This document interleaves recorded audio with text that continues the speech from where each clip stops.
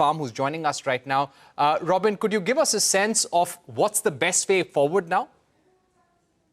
See, I think we need to address the problem, but not in this way. The problem's not dogs. The problem is few aggressive dogs, who have behavioral issues, and those are the dogs for which we need a policy, and then we need infrastructure to back that policy.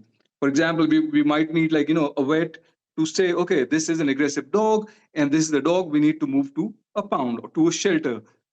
But it doesn't make sense that because of few dogs, we try to address every dog and then we fail because we simply don't have the manpower or infrastructure to do that. Right. What's going to be the fallout of this Supreme Court order? Because the municipal corporations, the state governments will now get into action because they have to follow the Supreme Court's directive. I think what's going to happen is they're going to try to do this haphazardly. Some of the dogs will get relocated. Some of the dogs are going to get killed. And the scheme will fail because, like I said, we don't have enough people. If we had enough people to be able to catch and shift lakhs of dogs, we would have been able to vaccinate and sterilize the dog population.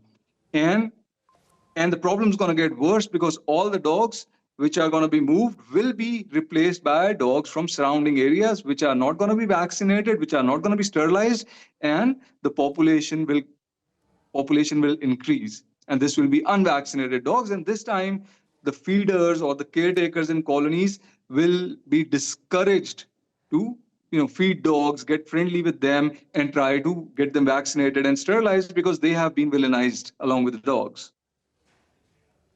Right. Now, as far as the ABC rules are concerned, the animal breeding rules, they're very clear. But now the court has said that they're absurd. You cannot just depend on sterilization, immunization. You have to make sure that the dogs don't return to their original habitat.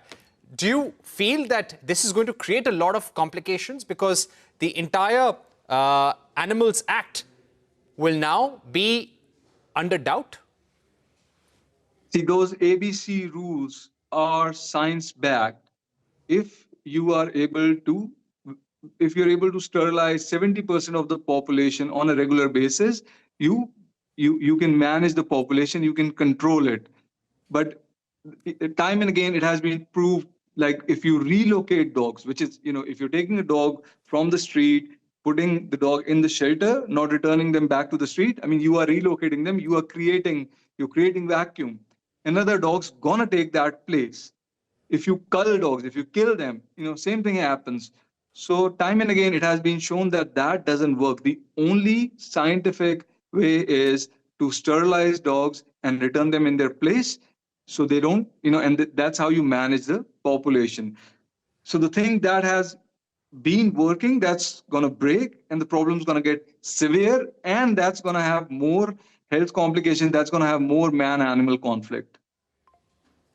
All right. Thank you very much, Robin, for joining us in the program with your views. This is definitely a disturbing issue which has really concerned a lot of people, a lot of animal activists. We have to find a way out. Let's see what happens in the Supreme Court.